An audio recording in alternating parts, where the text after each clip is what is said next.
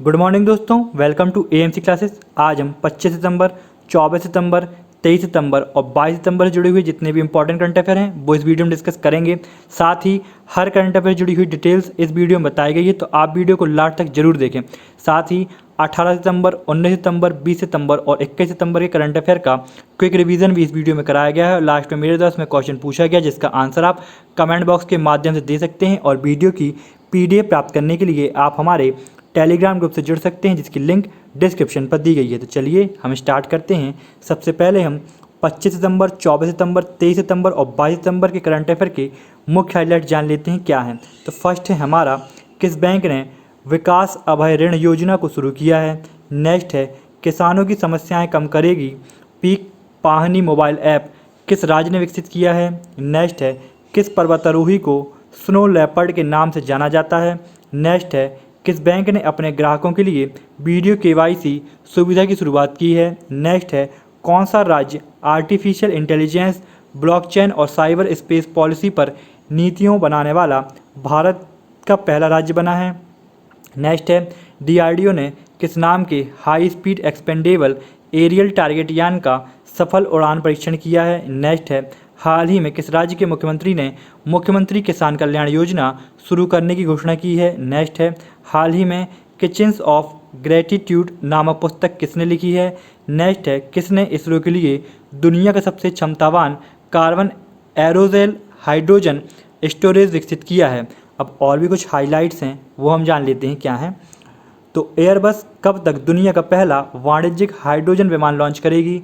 Next है, हाल ही में भारत और किस देश की नौसेना ने हिंद महासागर रीजन में नौसैनिक अभ्यास आरंभ किया है।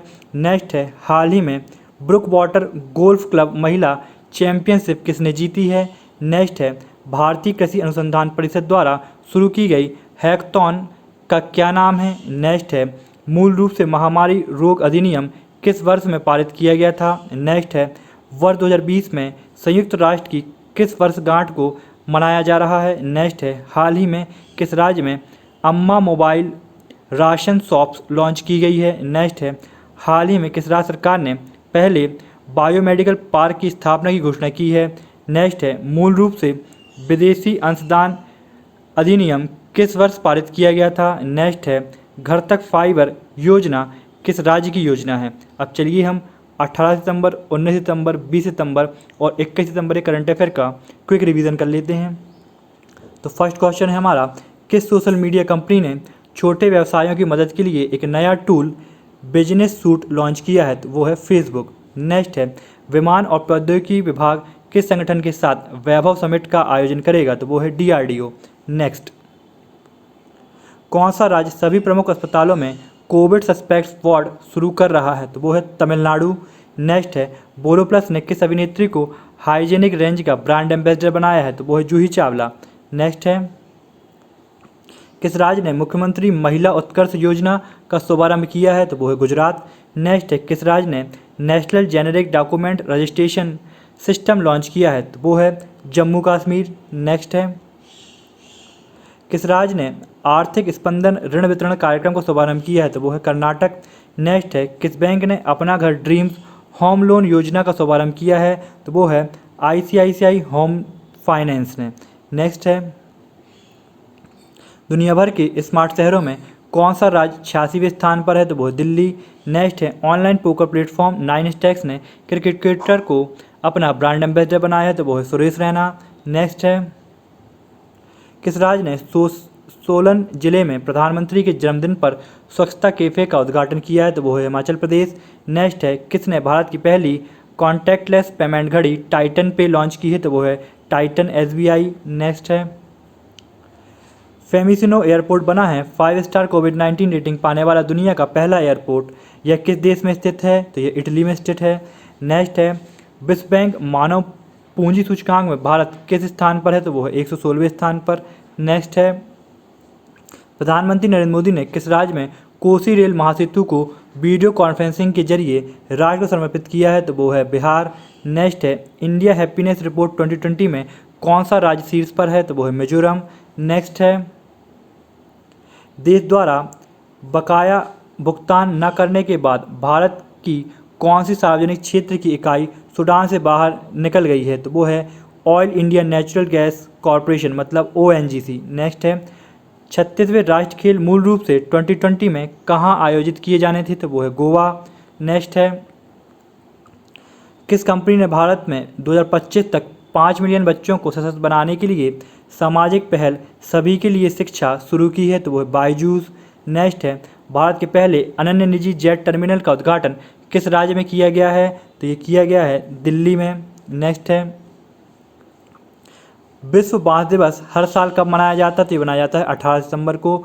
नेक्स्ट है किस राज्य सरकार ने पोषण अभियान के तहत कुपोषित बच्चों वाले परिवारों को गाय देने का फैसला किया है, तो वो है उत्तर प्रदेश। नेक्स्ट है किस राज्य के आर्थिक विकास महामंडल में ई बिजनेस मंच की शुरुआत की गई है, तो वो है महाराष्ट्र।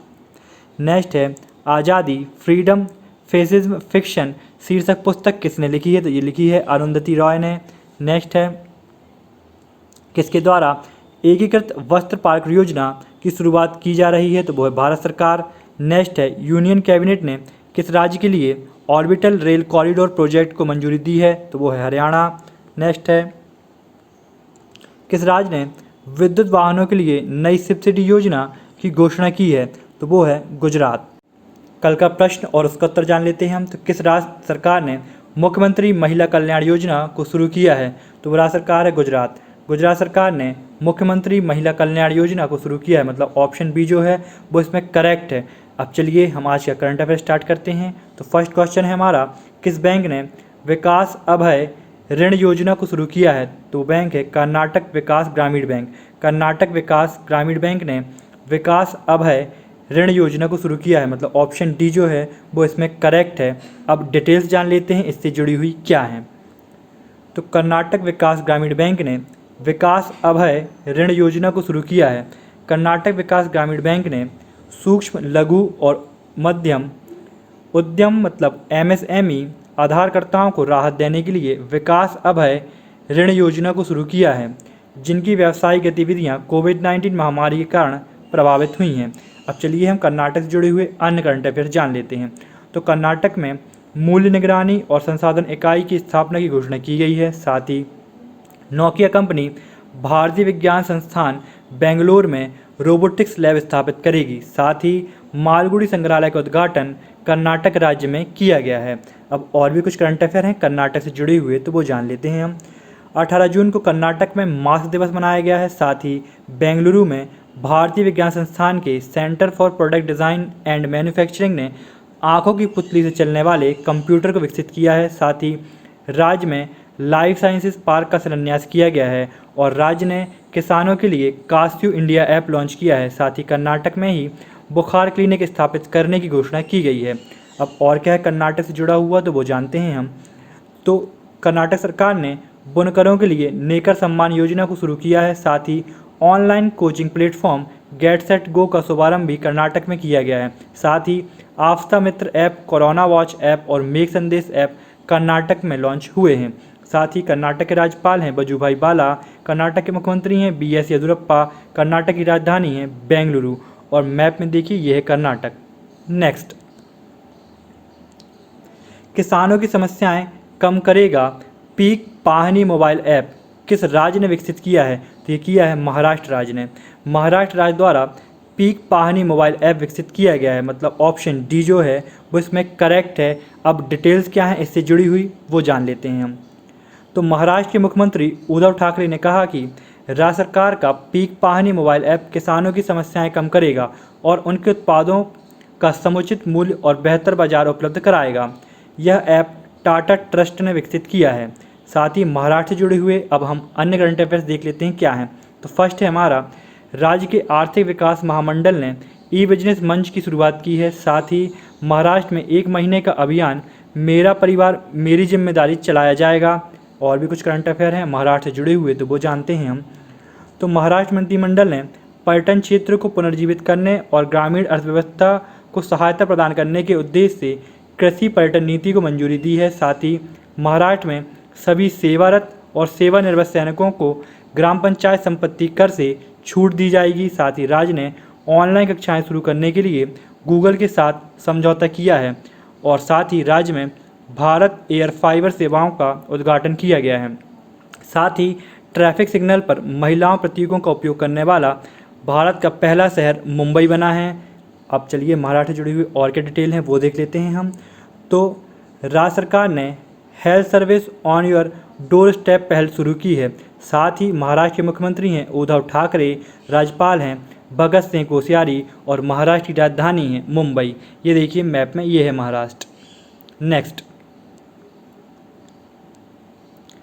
किस पर्वतारोही को स्नो लेपर्ड के नाम से जाना जाता है? तो वो है आंग रीता शेरपा। आंग रीता शेरपा को स्नो लेपर्ड के नाम से जाना जाता है, मतलब ऑप्शन डी जो है वो इसमें करेक्ट है। अब डिटेल्स क्या हैं इससे जुड़ी हुई वो देख लेते हैं हम। तो आंग रीता शेरपा पर्वतारोही थीं जिन्होंने पूरक ऑक्सीजन के उपयोग के बिना 10 बार माउंट एवरेस्ट पर चढ़ाई की थी। उन्हें स्नो लेपर्ड के नाम से भी जाना जाता था। 21 सितंबर 2020 को उनका निधन हुआ है, इसलिए यह चर्चा में थी। तो ये क्या है, इन्होंने 10 बार क्या है माउंट एवरेस्ट पर पूरक ऑक्सीजन के बिना चढ़ाई की है और इनका नाम क्या है आंग रीता शेरपा। और इनको किस नाम से जाना जाता था? तो इनको जाना जाता था स्नो लेपर्ड के नाम से। 21 सितंबर 2020 को इनका निधन हुआ है। नेक्स्ट, तो किस बैंक ने अपने ग्राहकों के लिए वीडियो केवाईसी सुविधा की शुरुआत की है? तो वो है HDFC बैंक। HDFC बैंक ने अपने ग्राहकों के लिए वीडियो केवाईसी सुविधा की शुरुआत की है, मतलब ऑप्शन डी जो है वो इसमें करेक्ट है। अब डिटेल्स क्या है इससे जुड़ी हुई वो जान लेते हैं हम। तो HDFC बैंक ने अपने ग्राहकों के लिए वीडियो केवाईसी सुविधा की शुरुआत की है। सहमति आधारित वीडियो केवाईसी सुविधा एक सकुशल और सुरक्षित माहौल में खाता खोलने की प्रक्रिया के दौरान संभावित ग्राहक की पहचान प्रमाणित करने का एक वैकल्पिक तरीका है। भारतीय रिजर्व बैंक के निर्देशों के अनुसार वीडियो केवाईसी पूरा होने पर यह केवाईसी के बराबर है और ग्राहक इसके बाद सभी वित्तीय बैंकिंग उत्पादों के लिए योग्य होंगे। अब HDFC बैंक के जो CEO हैं वो हैं आदित्य पुरी और इसका मुख्यालय है मुंबई में। और HDFC बैंक की स्थापना अगस्त 1994 को भारत में हुई थी। नेक्स्ट, कौन सा राज्य आर्टिफिशियल इंटेलिजेंस, ब्लॉकचेन और साइबर स्पेस पॉलिसी पर नीतियां बनाने वाला भारत का पहला राज्य बना है? तो वो है तमिलनाडु। तमिलनाडु बना है आर्टिफिशियल इंटेलिजेंस में ब्लॉकचेन और साइबर स्पेस पॉलिसी बनाने वाला भारत का पहला राज्य, मतलब ऑप्शन ए जो है वो इसमें करेक्ट है। अब डिटेल्स क्या है इससे जुड़ी हुई वो जान लेते हैं हम। तो तमिलनाडु राज्य पहला भारतीय राज्य बना है जो आर्टिफिशियल इंटेलिजेंस, ब्लॉकचेन और साइबर स्पेस पॉलिसी पर नीतियों का परिचय देता है। एडापड्डी के पलानीस्वामी ने तमिलनाडु साइबर सुरक्षा नीति 2020, तमिलनाडु ब्लॉकचेन नीति 2020 और Tamil Nadu safe and ethical artificial intelligence policy 2020 को कनेक्ट 2020 में उजागर किया है। ये सब चीज़ों को कैसे कनेक्ट कर दिया गया है? कनेक्ट 2020 से इसको कनेक्ट कर दिया गया है। अब तमिलनाडु से जुड़ी हुई जो अन्य करंट अफेयर्स हैं वो जान लेते हैं हम। तो राज्य में हल्दी अनुसंधान संस्थान की स्थापना की जाएगी। साथ ही IIT मद्रास ने मेडिकैप नाम का फोल्डेबल पोर्टेबल हॉस्पिटल विकसित किया है। नेक्स्ट, तमिलनाडु में एक नई पहल के तहत भारत की पहली महिला एम्बुलेंस ड्राइवर के रूप में MV लक्ष्मी को नियुक्त किया गया है। साथ ही राज्य में मुद्रा ऋण योजना के तहत महिला लाभार्थियों की संख्या सबसे ज़्यादा है। साथ ही नमक्कल में मुर्गी पालन अनुसंधान संस्थान की स्थापना की जाएगी। साथ ही राज्य सरकार ने निःशुल्क मास्क वितरण योजना शुरू की है।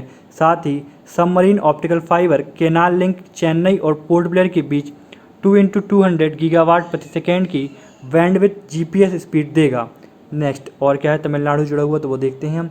तमिलनाडु के मुख्यमंत्री हैं K पलानीस्वामी, राजधानी है चेन्नई, राज्यपाल हैं बनवारीलाल पुरोहित और मैप में देखिए ये है तमिलनाडु। नेक्स्ट, तो DRDO ने किस नाम के high speed expendable aerial target यान का सफल उड़ान परीक्षण किया है? तो वो है अभ्यास।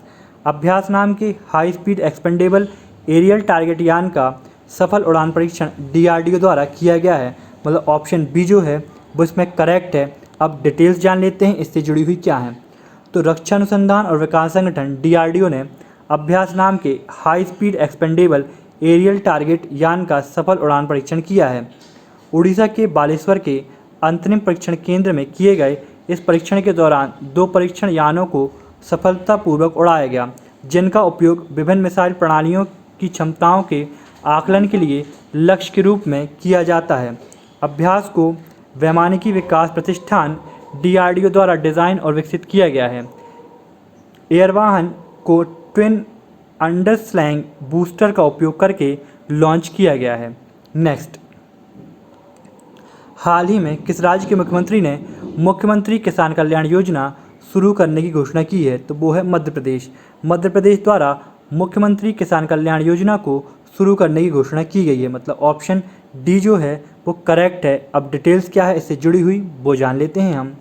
तो मध्य प्रदेश में प्रधानमंत्री किसान सम्मान निधि की तर्ज पर मुख्यमंत्री किसान कल्याण योजना शुरू की जा रही है। इस योजना के अंतर्गत लाभार्थियों को 4,000 रुपये की अतिरिक्त वित्तीय सहायता प्रदान की जाएगी। अब मध्य प्रदेश से जुड़े हुए जो अन्य करंट अफेयर्स हैं वो जान लेते हैं हम। तो मध्य प्रदेश का जो इंदौर शहर है वो 34 साल स्वच्छता सर्वेक्षण 2020 में शीर्ष स्थान पर रहा है। साथ ही मध्य प्रदेश में राज्य में कोरोना संक्रमण के बीच छतरपुर पुलिस द्वारा एक अनूठा अभियान एक संकल्प बुजुर्गों के नाम चलाया जा रहा है। साथ ही मध्य प्रदेश के दिव्यांग तैराक सत्येंद्र को राष्ट्र साहसिक सम्मान 2020 दिया जाएगा। और भी क्या करंट अफेयर है तो वो जान लेते हैं हम मध्य प्रदेश से जुड़े हुए। तो राज्य में चंबल प्रोग्रेस वे के तर्ज पर नर्मदा एक्सप्रेस वे बनाया जाएगा। साथ ही उज्जैन के योगेश मालवीय को मलखंभ में द्रोणाचार्य पुरस्कार से सम्मानित किया जाएगा। साथ ही इंदौर शहर में हानिकारक कचरे को रखने के लिए काले रंग के डिब्बे का इस्तेमाल किया जाएगा। साथ ही किसान कल्याण और कृषि विकास मंत्री कमल पटेल ने हरदा में टेलीमेडिसिन चिकित्सा सुविधा का शुभारंभ किया है। साथ ही इंदौर शहर में हानिकारक कचरे को रखने के लिए काले रंग के डिब्बे का इस्तेमाल होगा। साथ ही किसान कल्याण और कृषि विकास मंत्री कमल पटेल ने हरदा में टेलीमेडिसिन चिकित्सा सुविधा का शुभारंभ किया है। अब और क्या है करंट अफेयर तो वो जान लेते हैं हम। तो विजयपुर जिला शिवपुर क्षेत्र में छिमछिमा हनुमान मंदिर पर हर साल लगने वाले मेले को स्थगित कर दिया गया है। साथ ही मालनपुर में मध्य प्रदेश का दूसरा सैनिक स्कूल बनेगा। मध्य प्रदेश का दूसरा सैनिक स्कूल होगा यह। इससे पहले रीवा में पहले से ही एक सैनिक स्कूल है जो मध्य प्रदेश का पहला सैनिक स्कूल है। और दूसरा सैनिक स्कूल कहाँ पर होगा? मालनपुर में। नेक्स्ट है, केंद्रीय कृषि और किसान कल्याण मंत्री नरेंद्र सिंह तोमर जी भिंड मुरैना जिले से ताल्लुक़ रखते हैं। साथ ही जो राज्यपाल हैं मध्य प्रदेश की वो हैं आनंदीबेन पटेल, राजधानी है भोपाल और मुख्यमंत्री हैं शिवराज सिंह चौहान। नेक्स्ट, तो राफेल उड़ाने वाली देश की पहली महिला का क्या नाम है? तो वो है शिवांगी। शिवांगी नाम है राफेल उड़ाने वाली देश की पहली महिला का नाम, मतलब ऑप्शन ए जो है वो करेक्ट है। अब डिटेल्स क्या है इससे जुड़ी हुई वो जान लेते हैं हम। तो राफेल की कमान काशी की शिवांगी सिंह को सौंपी जाएगी। वह भारत की पहली महिला होंगी जो 4.5 जनरेशन के इस अत्याधुनिक फाइटर प्लेन को उड़ाएंगी। फ्लाइट लेफ्टिनेंट शिवांगी MiG-21 वायुसेना और सुखोई MKI उड़ाने वाली भी पहली भारतीय महिला पायलट हैं। उन्हें 2017 में भारतीय वायुसेना में कमीशन किया गया था। नेक्स्ट,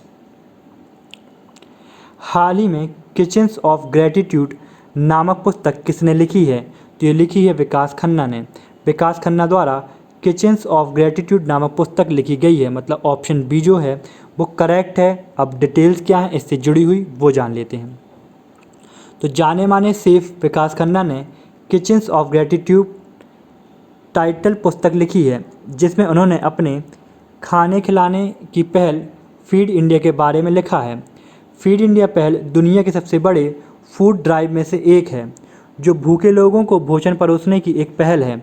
यह पुस्तक 2021 में जारी की जाएगी। साथ ही उन्हें इस पहल के लिए अक्टूबर में 2020 में एशिया गेम चेंजर अवार्ड से सम्मानित किया जाएगा। नेक्स्ट, हाल ही में वॉइसेस ऑफ डिसेंट नामक पुस्तक किसने लिखी है? तो ये लिखी है रोमिला थापर ने। रोमिला थापर द्वारा वॉइसेस ऑफ डिसेंट पुस्तक लिखी गई है, मतलब ऑप्शन बी इसमें करेक्ट है। अब डिटेल्स जान लेते हैं क्या है। तो इतिहासकार रोमिला थापर द्वारा लिखी गई वॉइसेस ऑफ डिसेंट नामक एक नई पुस्तक पेंगुइन रैंडम हाउस इंडिया और सीगल बुक्स द्वारा संयुक्त रूप से प्रकाशित की जाएगी। इस पुस्तक को अक्टूबर 2020 में प्रकाशित किया जाना है। यह पुस्तक एक ऐतिहासिक निबंध है जो नागरिकता कानून और राष्ट्रीय नागरिक रजिस्टर के खिलाफ भारत में हालिया विरोध पर केंद्रित होने के साथ साथ इसकी अभिव्यक्ति और इसके रूपों पर सार्वजनिक प्रतिक्रिया सहित असंतोष के बारे में बताती है। अब और क्या डिटेल हैं तो वो देख लेते हैं हम रोमिला थापर से जुड़ी हुई। तो देखिए रोमिला थापर को जो पुरस्कार मिले हैं उसके बारे में हम जान लेते हैं। तो उन्हें दिसंबर 2008 में कुल्ज प्राइज़ दिया गया था, साथ ही 2005 में पद्म भूषण से सम्मानित किया गया था, जिसे लेने से उन्होंने इनकार कर दिया था। उन्होंने कहा कि राष्ट्रीय पुरस्कार को स्वीकार नहीं करने का उन्होंने संकल्प लिया है। नेक्स्ट, हाल ही में किस राज्य सरकार ने पहले बायोमेडिकल पार्क की स्थापना की घोषणा की है तो वो है केरल राज्य। केरल राज्य ने पहले बायोमेडिकल पार्क की स्थापना करने की घोषणा की है, मतलब ऑप्शन बी जो है वो करेक्ट है। अब डिटेल्स जान लेते हैं इससे जुड़ी हुई क्या है। तो 24 सितंबर 2020 को केरल में देश के पहले चिकित्सा उपकरण पार्क का शिलान्यास किया जाएगा, जो उच्च जोखिम वाले चिकित्सकीय उपकरण पर आधारित होगा। इस पार्क का उद्देश्य चिकित्सकीय उपकरण उद्योग को अनुसंधान और विकास और परीक्षण एवं मूल्यांकन जैसी सेवाओं की एक पूर्ण श्रृंखला उपलब्ध कराना है। नेक्स्ट, रेलवे ने कब तक बड़ी लाइनों के 100% विद्युतीकरण का लक्ष्य निर्धारित किया है तो वो है 2023। 2023 तक रेलवे बड़ी लाइन के 100% विद्युतीकरण के लिए लक्ष्य निर्धारित कर चुकी है, मतलब ऑप्शन ए जो है वो करेक्ट है। अब डिटेल्स क्या हैं इससे जुड़ी हुई वो जान लेते हैं हम। तो भारतीय रेल की बड़ी लाइनों के मार्ग को 2023 तक 100% विद्युतीकृत किए जाने की योजना बनाई गई है। राज्यसभा में एक लिखित उत्तर में रेल मंत्री पीयूष गोयल ने यह जानकारी दी।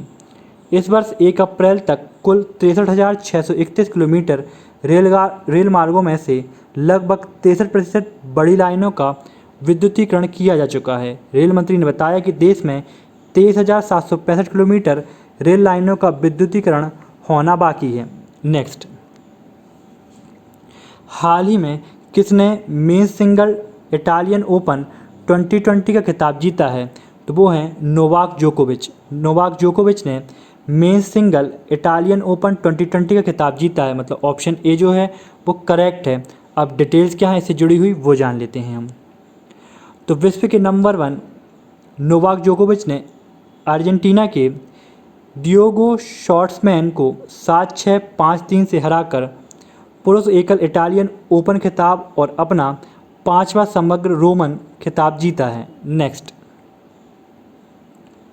हाल ही में आरोग्य मंथन 2.0 की अध्यक्षता किसने की है तो ये की है डॉक्टर हर्षवर्धन सिंह ने। डॉक्टर हर्षवर्धन सिंह द्वारा आरोग्य मंथन 2.0 की अध्यक्षता की गई है, मतलब ऑप्शन सी जो है वो करेक्ट है। अब डिटेल्स जान लेते हैं इससे जुड़ी हुई क्या है। तो केंद्रीय स्वास्थ्य और परिवार कल्याण मंत्री डॉक्टर हर्षवर्धन ने आयुष्मान भारत प्रधानमंत्री जन आरोग्य योजना की दूसरी वर्षगांठ के अवसर पर आयोजित आरोग्य मंथन 2.0 की अध्यक्षता की।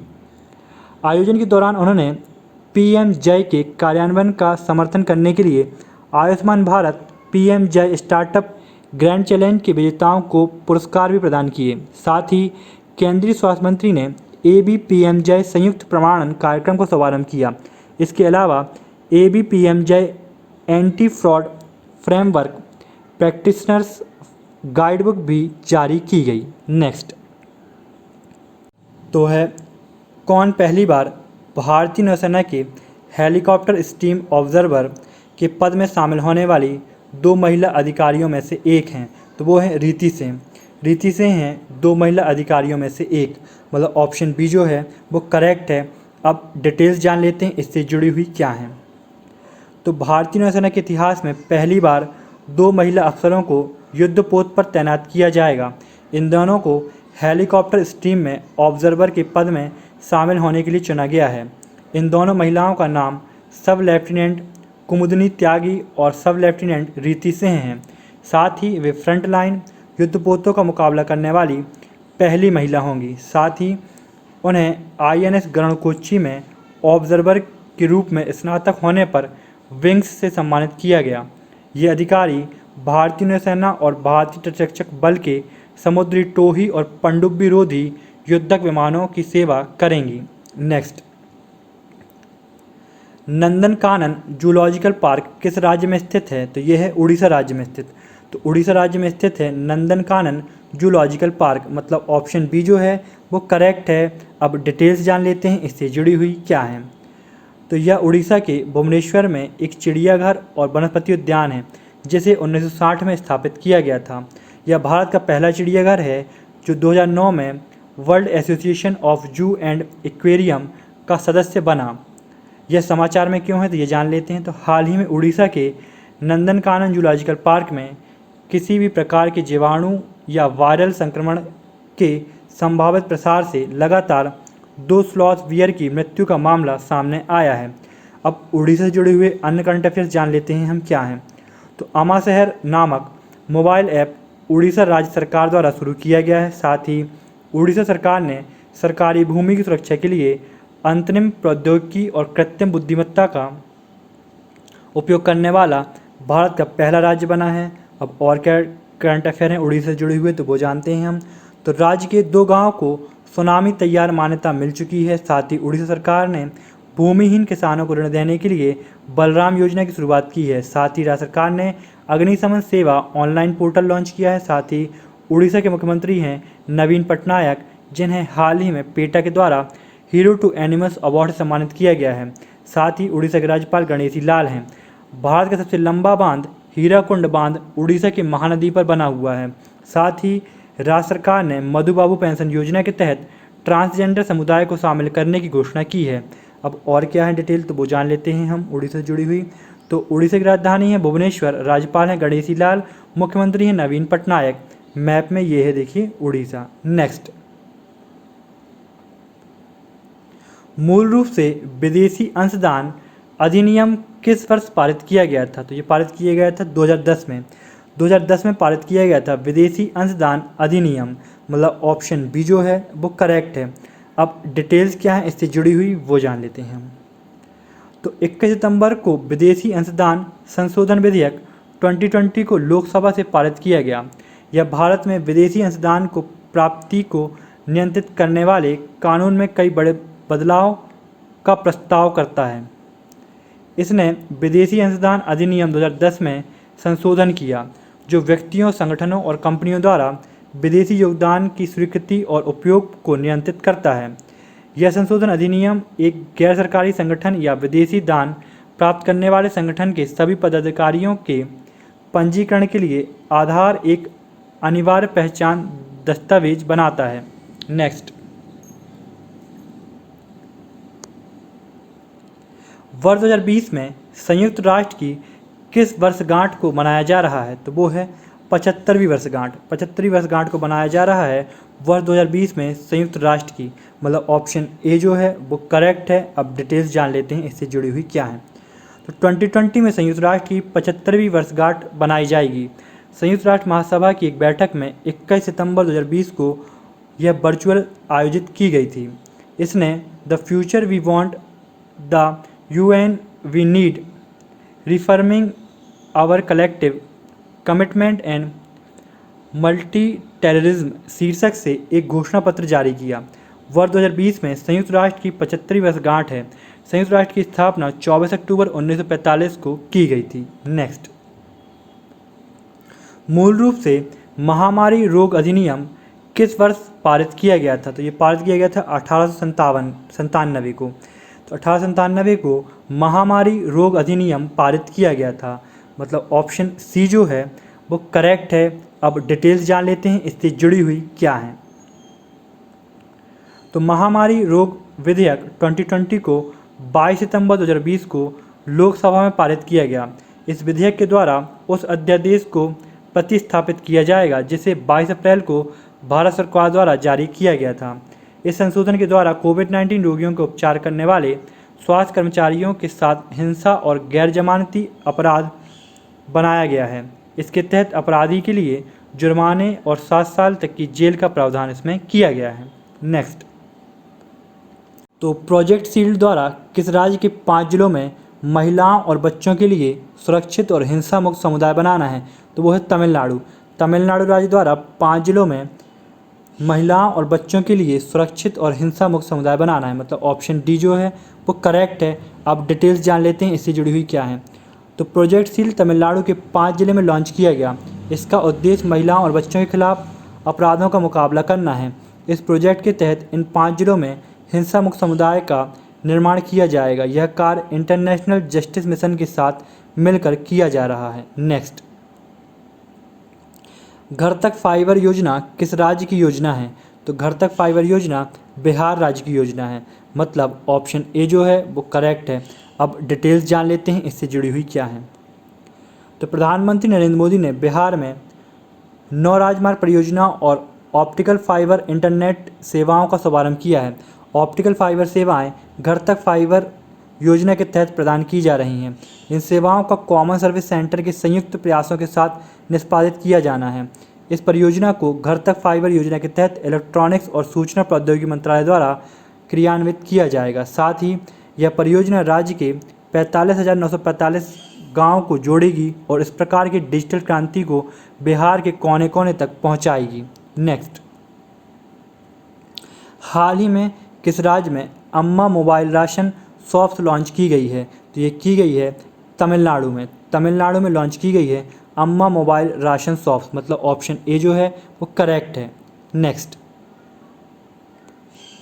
तमिलनाडु सरकार ने सोमवार को राज्य भर में अम्मा मोबाइल केयर प्राइस शॉप योजना का विस्तार किया, जिसमें 3,000 से अधिक इकाइयों को मिलाकर 5.37 लाख से अधिक राशन कार्ड धारकों को लाभान्वित किया गया। वर्तमान में 48 ऐसी मोबाइल इकाई सुदूर और पहाड़ी क्षेत्रों के लोगों को नीलगिरी, नामक्कल और सलेम में सेवा दे रही हैं, जहां लोगों के ठहरने के लिए आवश्यक वस्तुएं पहुंचाई जा रही हैं। नेक्स्ट, हाल ही में सिटी फॉरेस्ट आनंद वन का उद्घाटन कहाँ हुआ है? तो ये हुआ है उत्तराखंड में। उत्तराखंड में हुआ है सिटी फॉरेस्ट आनंद वन का उद्घाटन, मतलब ऑप्शन बी जो है वो करेक्ट है। नेक्स्ट, भारतीय कृषि अनुसंधान परिषद द्वारा शुरू की गई हैकाथॉन का क्या नाम है? तो वो है कृतज्ञ। कृतज्ञ नाम है भारतीय कृषि अनुसंधान परिषद द्वारा शुरू की गई हैकाथॉन का, मतलब ऑप्शन सी जो है वो करेक्ट है। अब डिटेल्स क्या है इससे जुड़ी हुई वो जान लेते हैं हम। तो महिलाओं के अनुकूल उपकरणों के विकास पर विशेष जोर देने के साथ साथ कृषि क्षेत्र में मशीनीकरण को बढ़ाने के लिए प्रौद्योगिकी समाधान को बढ़ावा देने हेतु भारतीय कृषि अनुसंधान परिषद द्वारा राष्ट्रीय कृषि उच्च शिक्षा परियोजना के तहत कृतज्ञ हैकाथॉन का आयोजन किया जा रहा है। देश भर के विश्वविद्यालय, तकनीकी संस्थान के छात्र, संकाय और नवप्रवर्तक उद्यमी समूह बनाकर प्रतियोगिता में भाग लेने के लिए आवेदन कर रहे हैं। नेक्स्ट, DRDO द्वारा किस राज्य में अभ्यास का सफल परीक्षण किया गया है? तो वो है उड़ीसा। उड़ीसा राज्य में DRDO द्वारा अभ्यास का सफल परीक्षण किया गया है, मतलब ऑप्शन डी जो है वो करेक्ट है। अब डिटेल्स जान लेते हैं इससे जुड़ी हुई क्या है। साथ ही दोस्तों ये क्वेश्चन रिपीट हुआ है पर हम फिर से देख लेते हैं क्या है इसका। तो रक्षा अनुसंधान और विकास संगठन ने उड़ीसा के अंतरिम टेस्ट रेंज बालासोर में अभ्यास का एक high speed expendable aerial target का सफल उड़ान परीक्षण किया है। अभ्यास का उपयोग विभिन्न मिसाइल प्रणालियों के मूल्यांकन के लिए लक्ष्य के रूप में किया जा सकता है।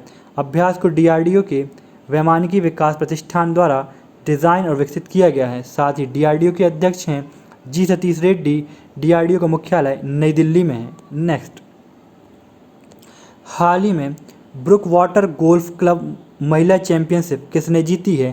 तो जीती है एशले बार्टी ने।